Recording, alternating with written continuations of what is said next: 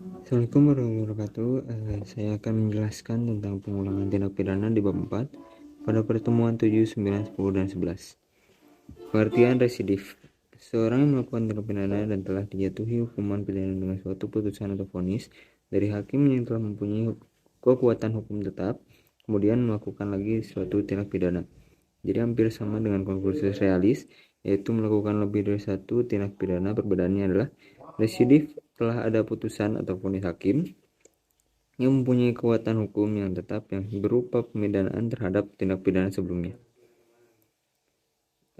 Selanjutnya ada pembagian residif. Yang pertama ada residif umum. Semua pengulangan terhadap jenis tindak pidana apapun dan dilakukan dalam waktu kapan saja. Pengulangan merupakan alasan pemberatan, jadi tidak disyaratkan jenis tindak pidana yang dilakukan maupun tenggang waktu pengulangan. Dan yang kedua ada residif khusus. Tidak semua jenis pengulangan merupakan alasan pemberatan. Pemberatan pidana hanya dikenakan terhadap pengulangan yang dilakukan terhadap jenis tindak pidana tertentu dan dilakukan dalam tenggang waktu tertentu. Lalu ada residif. Menurut KUHP, pengulangan atau residif tidak diatur secara umum dalam buku 1 KUHP tentang ketentuan umum, tapi secara khusus untuk tindak pidana tertentu diatur dalam buku 2 dan buku 3 KUHP. Selain itu, KUHP juga mensyaratkan tenggang waktu pengulangan tindak pidana tertentu. Dengan demikian, KUHP menganut sistem residif khusus, artinya pemberatan pidana hanya dikenakan pada pengulangan jenis-jenis tindak pidana tertentu saja dan dilakukan pada tenggang waktu tertentu. Residif untuk tindak pidana dapat berlaku untuk kejahatan maupun untuk pelanggaran.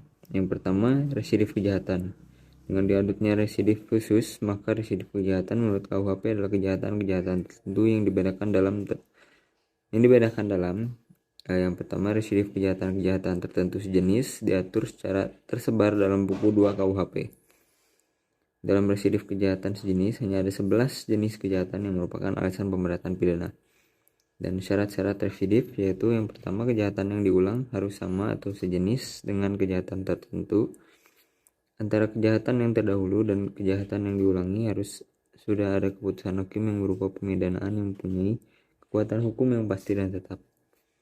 Yang ketiga, pelaku kejahatan dalam menjalankan kejahatan harus merupakan pencaharian. Dan yang terakhir, pengulangannya dilakukan dalam tenggang-tenggang waktu tertentu. Lalu tidak mungkin ada residif apabila keputusan hakim tidak berupa pemidanaan, melainkan pembebasan dari segala tuntutan dan pelepasan dari segala tuntutan. Lalu keputusan atau vonis hakim masih dapat berubah dengan adanya upaya-upaya hukum yang berlaku. Lalu keputusan hakim yang berupa penetapan, misalnya yang pertama, keputusan yang menyatakan tidak berwenangnya hakim untuk memeriksa perkara tersebut. Keputusan tentang tidak diterimanya tuntutan jaksa karena terdakwa tidak melakukan kesalahan. Lalu tidak diterimanya perkara karena penuntutannya sudah kadaluarsa.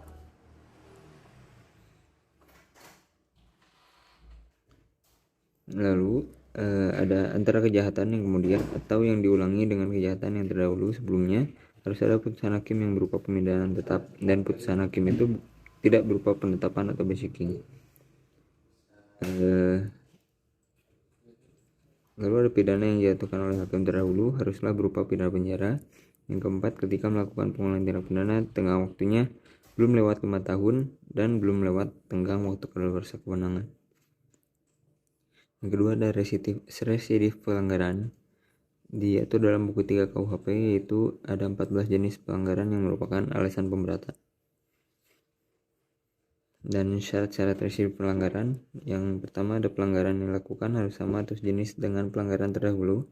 Yang kedua, harus ada putusan hakim yang berupa pemidanaan yang telah mempunyai kekuatan hukum tetap untuk pelanggaran yang terdahulu. Dan yang ketiga, ada tenggang waktu pengulangannya belum lewat 1 atau 2 tahun sejak adanya putusan pemidanaan yang telah mempunyai kekuatan hukum yang tetap. Ada juga yang terakhir, residif di luar KUHP. Residif kejahatan terdapat dalam beberapa tindak pidana khusus seperti narkotika dan lain-lain. Untuk pengulangannya yaitu umumnya mendapat pemberatan apabila yang pertama, sanksi pidananya berupa pidana penjara, maka pemberatannya ditambah sepertiganya. Dan yang kedua, urutan untuk saksi sanksi pidananya yang berupa denda, maka pemberatannya 2 kali. Yang kedua, residif pelanggaran di luar KUHP terdapat dalam Undang-Undang Nomor 14 Tahun 1992 dengan ketentuan pemberatannya, yaitu yang pertama, tenggang waktu pengulangan beragam, yaitu ada yang 1 tahun dan 2 tahun. Dan yang kedua, untuk pemberatannya ada yang ditambah separuh, sepertiga, dan ada yang dilipat gandakan menjadi 2. Mungkin hanya segitu yang dapat saya sampaikan. Jika ada kurangnya, mohon maaf. Assalamualaikum warahmatullahi wabarakatuh.